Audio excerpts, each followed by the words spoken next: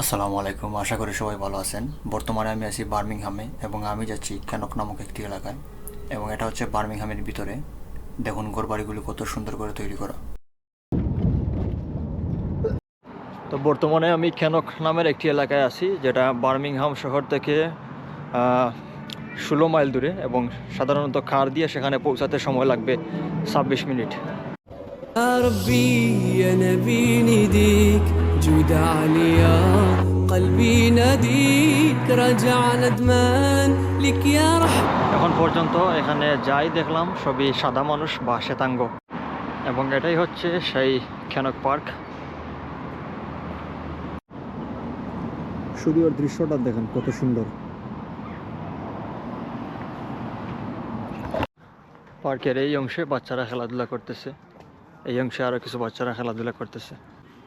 এখানের ঘাসগুলোকে কাটা হয়েছে গল্ফ খেলার জন্য। এই হচ্ছে সেই গর্ত যেখানে গল্ফের বল এসে আটকে। আমি এতটুকু পর্যন্ত এসেছি, আসার পর যেটা দেখলাম এখানে রয়েছে তারের বেড়া, এই জন্য যেতে পারতেছি না। আমি رجع অনেকটা ক্লান্ত, তাই ندمان এখানে একটু لك বিশ্রাম يا নেওয়ার জন্য বসলাম। رحمن توب عليا ورجعني لي يا ربي يا نبي نديك এটা হচ্ছে একটা বাস স্টপ বা বাস থামার জায়গা। দেখতে পাচ্ছেন আজ হচ্ছে শনিবার, এখন বাজে 6:53। এই যে 6:43-এ একটা বাস ছিল, 74 নম্বর বাস, এবং এটা চলে গেছে। পরবর্তী বাস হচ্ছে 7:43-এ, তার মানে হচ্ছে 50 মিনিট পরে। জনবহুল নয় এমন এলাকার জন্য অবশ্যই যে জিনিসটা সবচেয়ে বেশি প্রয়োজন সেটা হচ্ছে একটা গাড়ি। এখান থেকে সবচেয়ে কাছের যে মসজিদটা, এটা হচ্ছে 8 মাইল বা 13 কিলোমিটার দূরে। হচ্ছে পিছনের অংশ, যেদিক দিয়ে আমি হেঁটে এসেছি, অনেকটা কষ্ট হয়েছে, এবং এই দিক দিয়ে রাস্তার পাশ দিয়ে যাওয়ার জায়গা নেই। ফুটপাত প্রায় বন্ধ ঘাসের কারণে। এদিকে রয়েছে একটি গুড়ার খামার।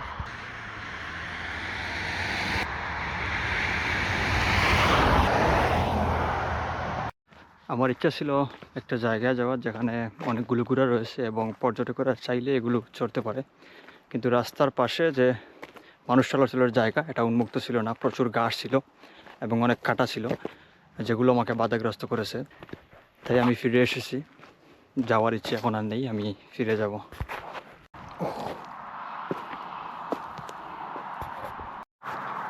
এখন আবার এই দিক দিয়ে হাঁটতে হচ্ছে, কারণ এছাড়া রাস্তার দুই দিকে এরকম ঘাস রয়েছে।